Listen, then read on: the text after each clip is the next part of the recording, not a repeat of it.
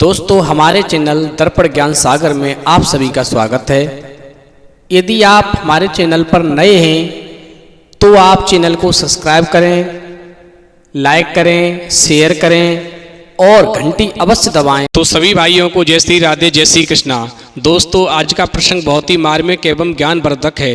दोस्तों आज का प्रसंग है कि अपने शत्रु से सावधान कैसे रहें। तो दोस्तों वीडियो शुरू करने से पहले मेरा आपसे अनुरोध है, यदि आपने अभी तक हमारा चैनल सब्सक्राइब नहीं किया है तो आप प्लीज़ चैनल को अभी सब्सक्राइब कर लें, क्योंकि आपका एक सब्सक्राइब हमारे लिए बहुत ही महत्व रखता है। तो आ जाइए दोस्तों प्रसंग की तरफ गौर करते हैं। देखिए दोस्तों, काम्पिल्य नगर में ब्रह्मदत्त नाम के एक राजा राज्य करते थे और उनके राजमहल में एक पूजनी नाम की चिड़िया निवास करती थी। दोस्तों वो चिड़िया पक्षियों के साथ साथ प्राणियों की बोली को भी समझती थी तथा त्रियग योनि में उत्पन्न होने पर भी सर्वज्ञ एवं संपूर्ण तत्वों को जानने वाली भी थी। दोस्तों एक दिन उस पूजनी चिड़िया ने उस राजमहल में एक सुंदर से बच्चे को जन्म दिया। दोस्तों वो पूजनी चिड़िया का जो बच्चा था वो बहुत ही बड़ा तेजस्वी था। इधर दोस्तों क्या होता है कि जिस दिन पूजनी चिड़िया ने अपने बच्चे को जन्म दिया उस दिन ही राजा की रानी की कोख से भी एक सुंदर से पुत्र का जन्म हुआ। दोस्तों वो पूजनी चिड़िया काफ़ी समय से राजमहल में रहती थी, इसी वजह से वह जितना प्यार अपने बच्चे से करती थी उतना ही प्यार वो राजा के उस राजकुमार से भी करती थी। दोस्तों जब वो चिड़िया अपने बच्चे के लिए फल लेकर के आती थी तो साथ में 2 फल लेके आती थी। एक फल अपने बच्चे को देती थी और दूसरा फल राजा के उस बच्चे जो राजकुमार था उसको देती थी। अब दोस्तों ध्यान रहे कि पूजनी चिड़िया के द्वारा जो लाया हुआ फल होता था वो अमृत के समान स्वादिष्ट और बल तथा तेज की वृद्धि करने वाला होता था।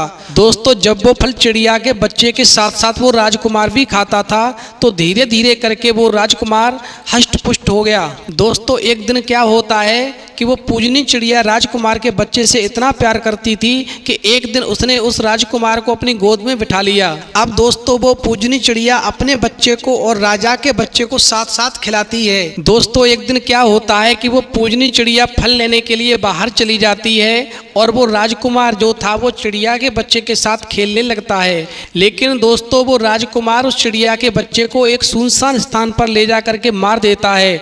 जैसे ही वो चिड़िया वापस आती है फल लेकर के उसकी गोदी में जाकर के बैठ जाता है। इधर दोस्तों जैसे ही उस पूजनी चिड़िया ने अपने बच्चे को मरा हुआ देखा तो एकदम से उसके आंसू निकलने लगे और वो क्रोध में आ गई।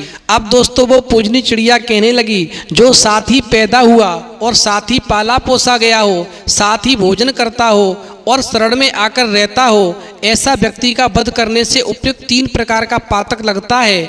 ऐसा कहकर के पूजनी ने अपने दोनों पंजों से राजकुमार की दोनों आंखें फोड़ डाली। दोस्तों इस प्रकार जब राजा के बेटे की उस पूजनी चिड़िया ने आंखें फोड़ दी और एकदम से उड़ करके आकाश में स्थिर हो गई और कहने लगी, इस जगत में स्वेच्छा से जो पाप किया जाता है उसका फल तत्काल ही कर्ता को मिल जाता है। जिनके पाप का बदला मिल जाता है उनके पूर्वकृत शुभाशुभ कर्म नष्ट नहीं होते हैं। राजन यदि यहाँ पर किए हुए पाप कर्म का कोई फल कर्ता को मिलता न दिखाई दे तो यह समझना चाहिए कि उसके पुत्रों पोतों और नातियों को उसका फल भोगना ही पड़ता है। दोस्तों जैसे ही वो राजा अपने राजकुमार की आंखें फूटी हुई देखता है तो एकदम से क्रोध में पागल हो जाता है और चिड़िया की तरफ घूर करके देखने लगता है।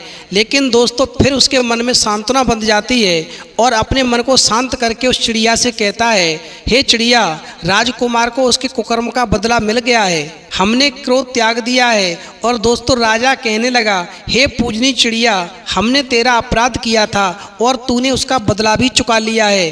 अब हम दोनों का कार्य बराबर हो गया है, इसलिए तुम ये राजमहल छोड़ करके अब मत जाओ। तुम बरसों से मेरे पास में रह रही हो, तुम्हारा बदला पूरा हो चुका है, मैंने अपना क्रोध शांत कर दिया है। अब तुम आकर के इस राजमहल में फिर से प्रेम पूर्वक रहो। अब दोस्तों राजा की बात सुनकर के वो पूजनी चिड़िया कहने लगी, हे राजन, एक बार किसी का अपराध करके फिर वहीं आश्रय लेकर के रहे तो विद्वान पुरुष उसके इस कार्य की प्रशंसा नहीं करते हैं, वहाँ से भाग जाने में ही उसका कल्याण होता है। दोस्तों अब वो पूजनी चिड़िया कहने लगी, हे राजन, अब मेरा और तुम्हारा बैर बंध गया है, क्योंकि तुम्हारे राजकुमार ने मेरे बच्चे को मार दिया और मैंने क्रोध में आकर के तुम्हारे बच्चे की आंखें फोड़ दी। और विद्वान पुरुषों का ये कहना है, जब किसी स्थान पर बैर बंध जाए तो उस स्थान को छोड़ने में ही कल्याण होता है, इसलिए उस स्थान को जितनी जल्दी हो सके छोड़ देना चाहिए। दोस्तों, चिड़िया कहने लगी, हे राजन, जब किसी से बैर बंध जाए तो उसकी चिकनी चुपड़ी बातों में आकर कभी विश्वास नहीं करना चाहिए,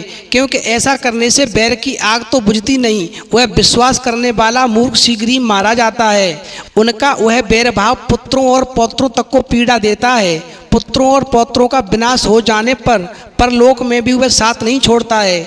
जो लोग आपस में बैर रखने वाले हैं उन सब के लिए सुख की प्राप्ति का केवल एक ही उपाय है कि वो आपस में कभी भी एक दूसरे का विश्वास न करें। हे राजन, विश्वासघाती मनुष्यों का सर्वथा विश्वास तो करना ही नहीं चाहिए।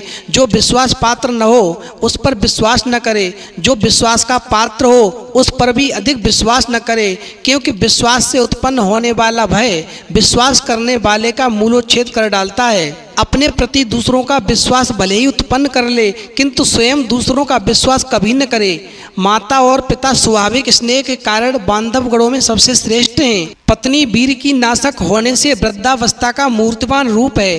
पुत्र अपना ही अंश है।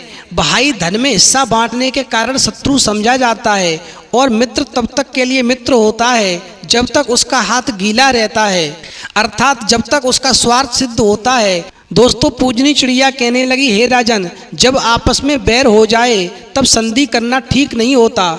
मैं अब तक जिस उद्देश्य से यहाँ पर रह रही थी वो उद्देश्य मेरा अब समाप्त हो चुका है। जो पहले का अपकार करने वाला प्राणी है वह दान और मान से पूजित हो तो भी उसका मन विश्वस्त नहीं होता। जहाँ पहले सम्मान मिला हो वहीं पीछे अपमान होने लगे तो प्रत्येक शक्तिशाली पुरुष को पुनः सम्मान मिलने पर भी उस स्थान का परित्याग कर देना चाहिए, उसी में भलाई है। राजन, मैं आपके घर में बहुत दिनों तक बड़े आदर के साथ रही हूँ, परंतु अब यह बैर उत्पन्न हो गया है, इसलिए मैं अब यहाँ पर एक भी पल नहीं रह सकती। दोस्तों, पूजनी चिड़िया कहने लगी, हे राजन, बैर 5 कारणों से उत्पन्न होता है।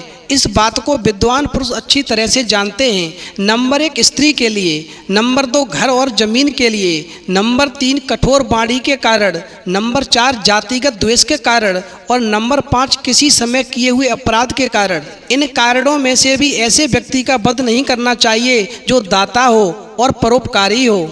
दोस्तों, पूजनी चिड़िया कहने लगी, हे राजन, इन कारणों में से भी ऐसे व्यक्ति का वध कभी नहीं करना चाहिए जो दाता हो अर्थात परोपकारी हो। विशेषतः क्षत्रिय नरेश को छिपकर या प्रकट रूप में ऐसे व्यक्ति पर हाथ नहीं उठाना चाहिए। पहले यह विचार कर लेना चाहिए कि उसका दोष हल्का है या भारी है। दोस्तों, वो पूजनी चिड़िया कहने लगी, हे राजन, अब तक तो न मैंने कोई आपका अपकार किया था और न आपने मेरी कोई हानि की थी, इसलिए मैं आपके महल में रहती थी, किंतु अब आपके और मेरे बीच में बैर उत्पन्न हो गया है, इसलिए मैं अब आपका विश्वास कभी नहीं कर सकती हूँ।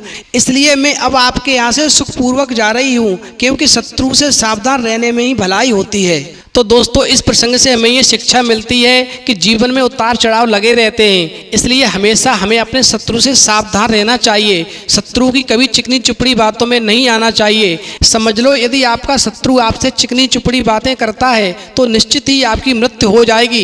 इसलिए एक बार जब किसी से बैर उत्पन्न हो जाए तो हमेशा उससे दूरी बना करके ही रहना चाहिए, उसी में दोनों की भलाई होती है। तो दोस्तों, यदि हमारी वीडियो आपको पसंद आई हो तो प्लीज़ हमारे चैनल को सब्सक्राइब करें, लाइक करें, कमेंट करें, शेयर करें, क्योंकि आपका एक सब्सक्राइब हमारे लिए बहुत ही महत्व रखता है। तो दोस्तों, इस वीडियो में इतना ही, फिर मिलेंगे एक नई वीडियो में नए प्रसंग के साथ। तब तक के लिए जय श्री राधे, जय श्री कृष्णा।